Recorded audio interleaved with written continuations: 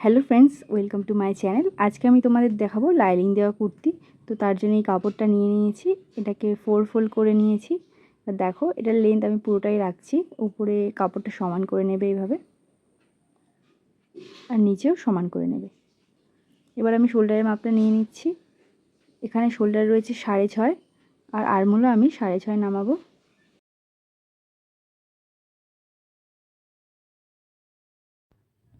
তো এবার দেখো লাইনগুলো টেনে নিচ্ছি। এবার শেষথ্র মাপটা দিয়ে দেবো। শেষথ্র আমাদের এখানে হচ্ছে 14 ইঞ্চ, আর এখানে হিপের মাপ দিচ্ছি 20 ইঞ্চিতে। এবার এখান থেকে লাইনগুলো টেনে নেব। সবসময় এভাবে লাইনটা টেনে নেবে। লাইন টেনে নিয়ে মাপ নিলে তবে তোমাদের মাপটা খুব ভালোভাবে নিতে পারবে। এখানে একটা মাপ নিচ্ছি, দেখো 10 ইঞ্চিতে একটা মাপ দিলাম, দিয়ে এখানে লাইন টেনে নিচ্ছি। এটা বাস্ট পয়েন্টের মাপ নিলাম। যখন তোমরা 40 সাইজের ওপরে কুর্তি কাটিং করবে তখন এই মাপটা অবশ্যই নেবে। এতে কি হবে, তোমাদের চেস্টের কাজটায় ফিনিশিংটা ভালো আসবে। চেস্টের মাপটা দিয়ে দিয়েছি। দেখো, চেস্টে তোমরা যা মাপ নেবে সেম কিন্তু এই বাস্ট পয়েন্টে যে লাইনটা আমরা টেনেছি সেখানেও আমি সেম মাপটাই নেব। এরপর দেখো ওয়েস্টের মাপ দিয়ে দিচ্ছি। তোমাদের কোমরের মাপ যা হবে সেটাকে 4 দিয়ে ভাগ করবে, দেন তার সাথে সেলাই মার্জিন অ্যাড করবে। এবার হিপের মাপটা দেবো।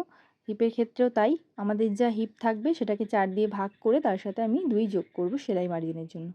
তো এইভাবে দেখো মাপটা নিয়ে নিলাম, নিয়ে এইগুলোর সবকটা পয়েন্ট আমি জুড়িয়ে দিচ্ছি। এই যে দেখো জুড়িয়ে নিচ্ছি। চেস্টের কাছে যখন তোমরা লাইনগুলো ড্র করবে তো হালকা কার্ভ দিয়ে তবে কিন্তু করবে। এই যে দেখো আমি হালকা কিন্তু একটা কার্ভ নিয়ে তবে এটা জুড়িয়েছি। এবার কোমর থেকে একদম লেন্থ অবধি আমি সাইডের দাগটা টেনে নিচ্ছি। এবার আর্মহোলের জন্য এখানে 2.5 ইঞ্চিতে একটা মার্ক করব। 2.5 ইঞ্চি আমাদের ব্যাক পার্টের জন্য, ব্যাক আর্মহোল। তারপর এখানটায় শেপ দিয়ে দেবো। ফ্রন্ট পার্টের জন্য 1.5 ইঞ্চিতে মার্ক করব। এই যে দেখো এখানে ফ্রন্ট পার্টের জন্য 1.5 ইঞ্চিতে একটা মার্ক করছি, করে শেপ দিয়ে দিচ্ছি। এবার গলার মাপটা দিয়ে দেবো। এখানে সাইড নেক নিচ্ছি 2.5 ইঞ্চ, নেক লেন্থ রয়েছে 7 ইঞ্চ, ফ্রন্টের নেক হচ্ছে 7 ইঞ্চ রাখছি। আর এখানে আমি হার্ট শেপ করব। তো আগে বক্স করে নেবে, করে তারপর তোমরা যে শেপটা দেবে সেইটা দিয়ে দেবে। এই যে এখানে আমি হার্ট শেপ দিয়ে দিলাম। এবার ব্যাক নেক ড্রয়িংটাও তোমাদের দেখিয়ে দিচ্ছি। ব্যাক আমি রাখছি 10 ইঞ্চ, আর এখান থেকেও 3 ইঞ্চ রাখছি। পিছনের গলাটা আমি রাউন্ড করছি। এটা ফ্রন্ট আর এটা ব্যাক, আমি তোমাদের বোঝার জন্য লিখে দিলাম। তো আমাদের গলাটা ড্রয়িং হয়ে গেছে। এবার কিভাবে তোমরা কাটবে সেটাও আমি বলে দিচ্ছি। যেহেতু আমি এখানে দুটোই ড্র করেছি তো একসাথে দুটো কাটা যাবে না, আমি তোমাদের বলে দিচ্ছি কিভাবে কাটবে। তো আমি আগে আর্মহোলের কাছ থেকে কেটে নেব।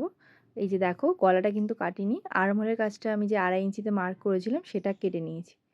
কেটে নেওয়ার পরে এবার আমি ফ্রন্টের গলাটা কেটে নিচ্ছি। এই যে এটা কেটে নিলাম, যেহেতু এটা ছোট ছিল তাই জন্য এটা আমি কেটে নিলাম। দুটো পার্ট একসাথে আছে, আমি 2.5 ইঞ্চি আর ওটা কেটে নিলাম। কেটে নেওয়ার পরে কাঁধের এখানটাও কেটে নিচ্ছি, যেটা 1/2 ইঞ্চি ডাউন করেছিলাম। এবার একটা পার্ট আমি বার করে নেব এখান থেকে। এই যে দেখো একটা পার্ট বার করে নিচ্ছি। এবার দেখো একটা পার্ট বের করে নেওয়ার পরে আমি ফ্রন্ট পার্টের শেপটা দিয়ে দিচ্ছি। তো ফ্রন্ট পার্টটা কেটে নিয়েছি, এটা আমাদের ফ্রন্ট পার্টটা রেডি আছে। এবার আমি তোমাদের ব্যাক পার্টটা দেখাবো। তো ব্যাক পার্টটা নিয়ে নিয়েছি। ব্যাক পার্টে যতটা আমাদের লেন্থ ছিল সেই লেন্থ অনুযায়ী আমি একটা দাগ দিয়ে দিচ্ছি, দিয়ে এটা বক্স করে আমি রাউন্ড শেপ করে এটা কেটে নেব। যেহেতু আমি ফ্রন্ট ব্যাক একসাথে কেটেছিলাম তাই জন্য দেখো ফ্রন্ট পার্টটা ওখানে কাটা রয়েছে। তার নিচ থেকে আমি এভাবে ড্রয়িং করে কেটে নেব ব্যাক পার্টটা।